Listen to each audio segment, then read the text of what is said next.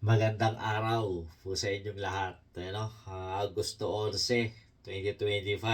Ngayon, meron lang tayong pag-uusapan patungkol nga dito sa ginawa na naman ni Sara Duterte. Nagpahayag na naman ng kasablayan. Sinabi ba naman niya rito? Ito, sinabi niya na ang pagbibigay daw, paglalahad daw ng aligasyon na walang patunay ay chismis. At ang tawag daw do sa taong nagbibigay ng aligasyon na walang ebidensya ay chismosa.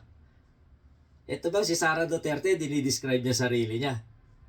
At saka pamilya niya. Asan na yung sinasabi nila adik si BBM na pero wala sila may pakita ebidensya.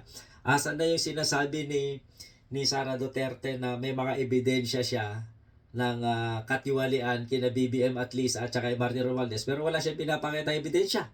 So sino ngayon ang chismosa? Sara Duterte. Yan ba gusto niyo maging sunod na presidente? Sinisira na ang sarili niya dahil wala siyang may pakitang ebidensya. Abay, nakakaawa itong babaeng ito. Na pinapaniwalaan ng iba dyan. Ay nako, mag-isip-isip kayo kabayan. Dahil kung ito lang din ang mamumuno sa bayan, sigurado gagaguhin tayo ng harap-harapan. Ay nako, mag-isip-isip ka. Kaya ewan ko ba kung nasisiraan na to ng bait o ewan ko kung ano ba talaga ang sitwasyon nito sa pag-iisip. Kaya yan.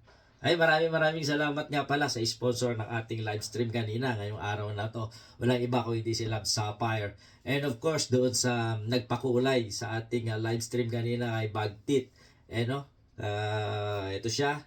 And gayon na din sa mga nag-send ng stars dyan sa my Facebook kanina kay Bagtit channel. Maraming salamat sa inyo at huwag kayong magsasawa yan itong si Sarah, huwag kayong magpapaniwala dyan. Si Raulo yan. Ako nagsasabi. Babush.